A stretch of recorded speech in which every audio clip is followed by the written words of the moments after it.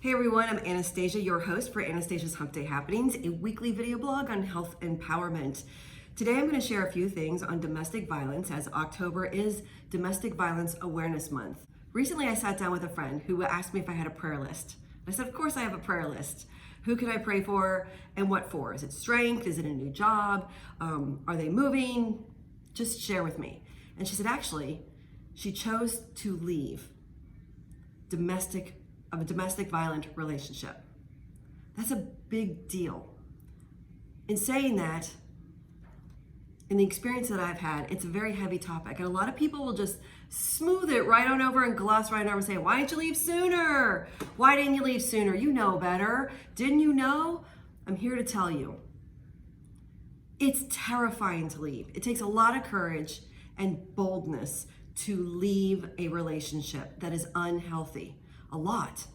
Because what you've been told, all of the negative, you actually believe. That becomes your religion. It is your normal. And sometimes knowing what you're going to receive as your normal, you can handle better than not knowing if you can make it outside of that relationship. Whether it be through resources or friends, the normal of unhealthy has become acceptable.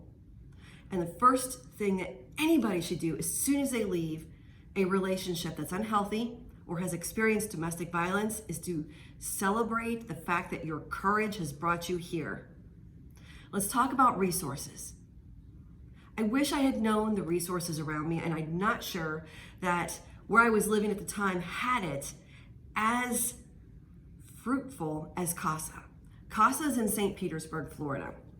CASA is Community Action Stops Abuse.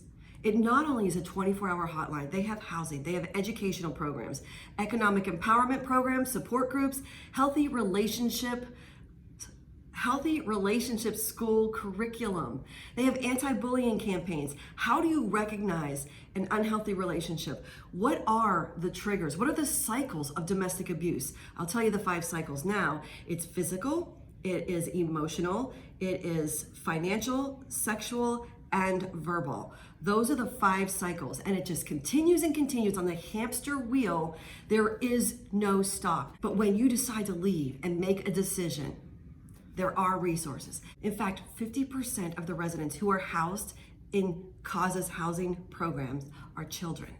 1 in 3 women and 1 in 4 men will experience domestic violence at some point in their life, in their relationships. I'm here to share with you the acronym of health. I don't believe in balance. I do not believe that there is work-life balance. I do believe in work-life wellness. So let's go with the acronym of health, H. Ask yourself as you go through every day when you decided not to stay, what can I do today that will help increase my physical health or healing? E, what can I do every day, right now, this moment? What can I read up on? Is it a therapy session that I can attend to help elevate my emotional health? So I can recognize my emotions, I can befriend those emotions, I can celebrate those emotions. And I say emotional health, I like to align it also with faith. So whatever religion that is, prayer, I believe, is very powerful. A, affirmation.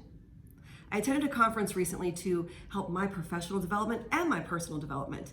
And one of the speakers was Eric Thomas. He's more known as the hip hop preacher. He gave us a chant as an affirmation, and I'm hoping that this will help you out.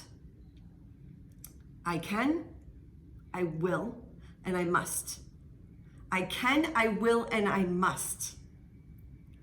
That is an affirmation every day.